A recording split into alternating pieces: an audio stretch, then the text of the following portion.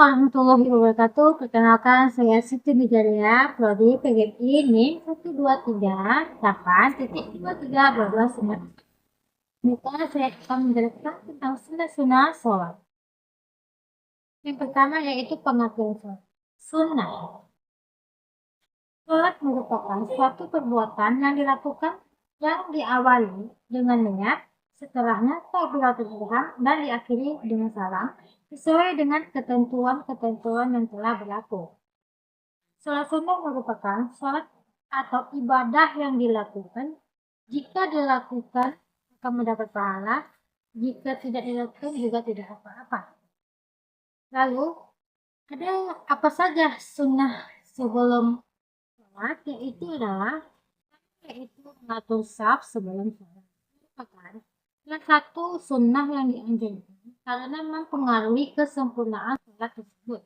Jika salah satu shaf memiliki celah, maka setiap celah yang ada akan diisi oleh setan. Maka dari itu kita harus menyempurnakannya. Yang kedua, doa setelah masuk shaf. Kita dianjurkan untuk membaca doa agar mendapatkan keistimewaan dan keutamaan seperti yang diberikan Allah kepada hamba-hambanya yang soleh. Ketiga yaitu membaca muawwidatan sebelum sholat. Bertujuan untuk melindungi kita dari godaan syaitan yang terkutuk, dan kita terhindar dari rasa was-was saat kita melaksanakan sholat. Saat kita melaksanakan sholat, kita sering lupa atau salah melafalkan bacaan tersebut. Yang ketiga yaitu membaca muawwidatan sebelum sholat. Bertujuan untuk melindungi kita dari godaan syaitan yang terkutuk, agar kita terhindar dari rasa was-was ketika melaksanakan sholat.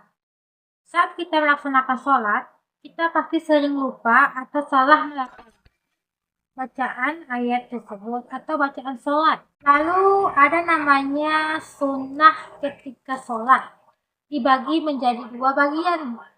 Yang pertama yaitu sunnah abad, merupakan sunnah yang diamalkan jika ditinggalkan dengan sengaja ataupun tidak. Kita harus melakukan sujud sahwi.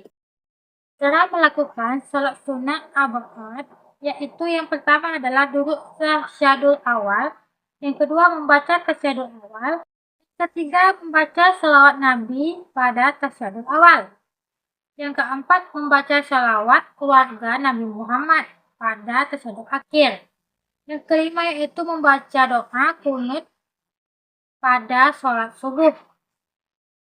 Yang kedua yaitu sunnah hayat, adalah amalan sunnah yang kita kerjakan apabila kita lupa saat mengerjakan sholat, maka kita tidak perlu melakukan sujud sahwi.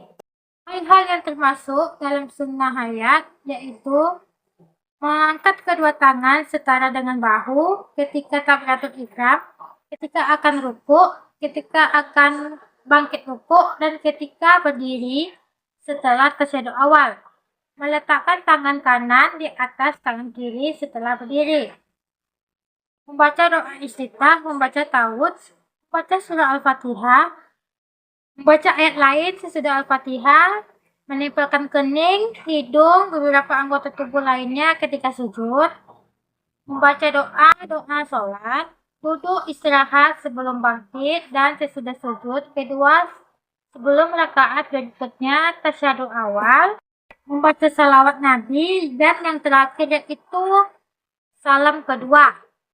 Adapun syarat sah sholat seseorang, yang pertama itu suci dari hadas besar dan hadas kecil, suci anggota badan, pakaian, dan dari tempat najis, menutup aurat, menghadap kiblat, telah masuk waktu sholat, mengatur cara melaksanakan sholat. Selanjutnya yaitu sunnah sesudah sholat, yaitu berdoa dan berzikir setelah sholat, termasuk keamalan yang dianjurkan oleh Rasulullah SAW sebagai waktu selepas sholat fardu tergolong mustajab. Hanya itu yang dapat saya sampaikan, lebih dan kurang saya mohon maaf. Wabillahi taufiq hidayah. Assalamualaikum warahmatullahi wabarakatuh.